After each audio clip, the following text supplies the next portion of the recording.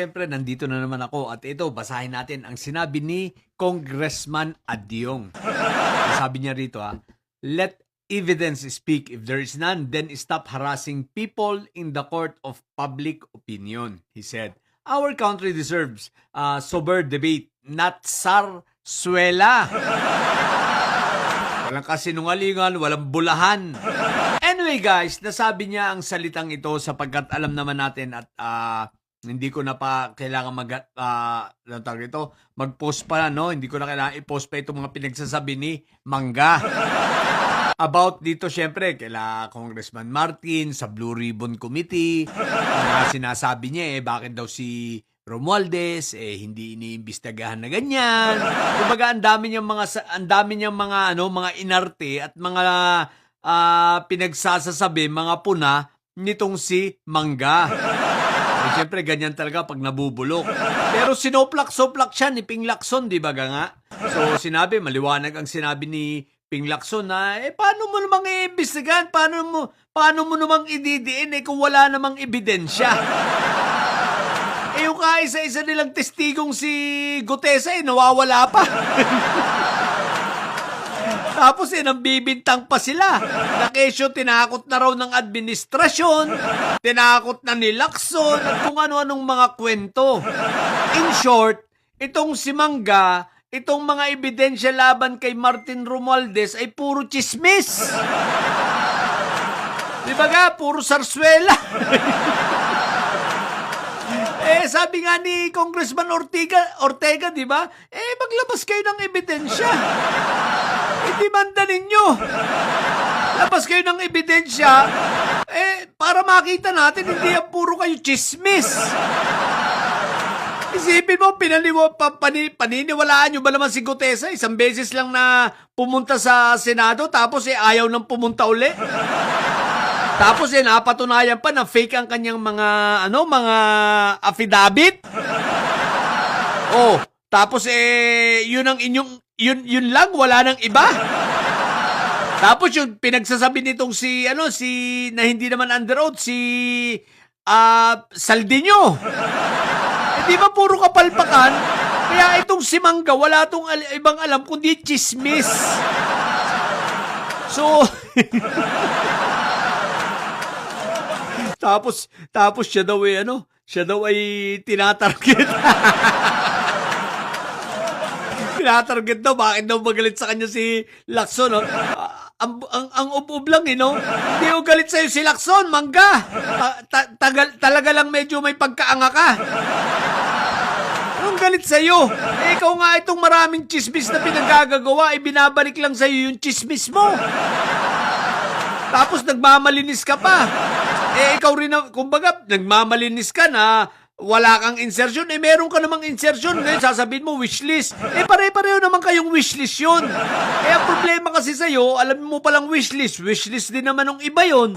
Tapos ikaw, nagmamalinis ka.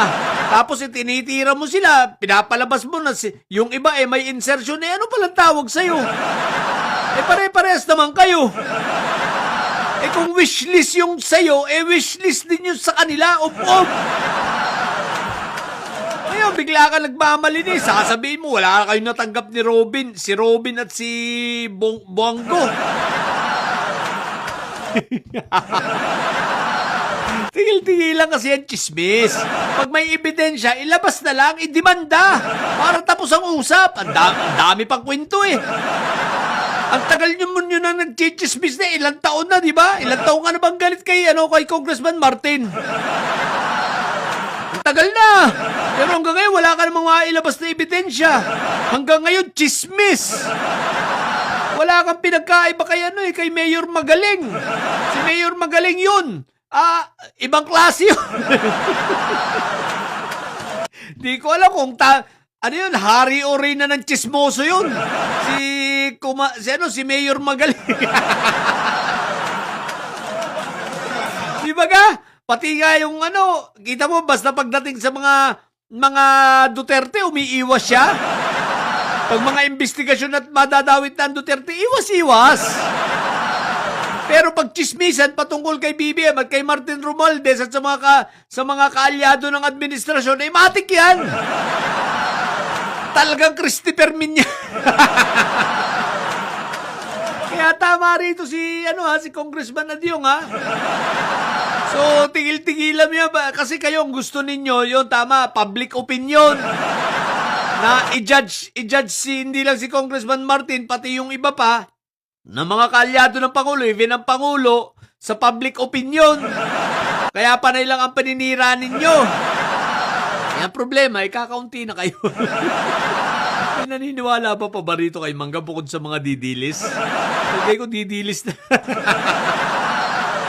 Yung mga didilis, ano pang aasahan mo dyan? Yung mga ano yan, inborn na mga ub-ub yan. Inborn na mga may sayad dyan. Kaya tigil-tigilan mo yan. Sa bagay, wag mo pala tigilan niya, Mangga. Total, may mga saltik lang naman naniniwala sa'yo. Tsaka wag mong tigilan para manatiling tumatak sa isip ng tao yan. Para pag kandidato mo uli, sa bagay, hindi na yan makakatakbo ng senador kasi pang 2 terms na niya eh. So tatakbo sa ibang ibang posisyon. At least hindi malilimutan ang mga pinagagawa mo. Pinagagawa mong katraydoran sa bayan. Pinagagawa mong mga paninira, no? Wala ka nang alam kundi ang magmalinis. Higit sa lahat, ang pagtatanggol mo sa iyong anak-anakan. Magtatanong kayo, sinong anak-anakan? Anak-anakan niya si Inday Sayad, syempre. Hindi niya best friend yun, anak-anakan niya yun. Bakit? Sikreto pa ba yan kay Pentaboy at kay Mangga? Ay, Diyos ko po, Rudy. Kaya yan ay anak-anakan niya. Ano yan? Stepmother nila. What the heck? Chinismis sa atin ng puting kabayo. Confirmed daw yun eh.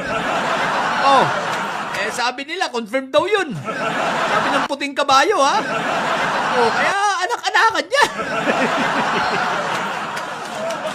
What the heck? Mangga talaga, masira lang si Kong Martin. Kong Martin! Balik ka na kasi. Ka na uli. Mag-house speaker ka na.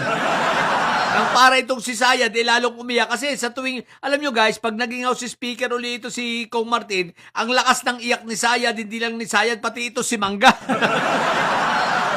At tuwang-tuwa ako, pag nakita ko ito si Manggang Bulok, umiiyak. Ang lakas ng iyak kay Sayad. Kaya abangan natin, no? Kung Martin, house speaker na uli.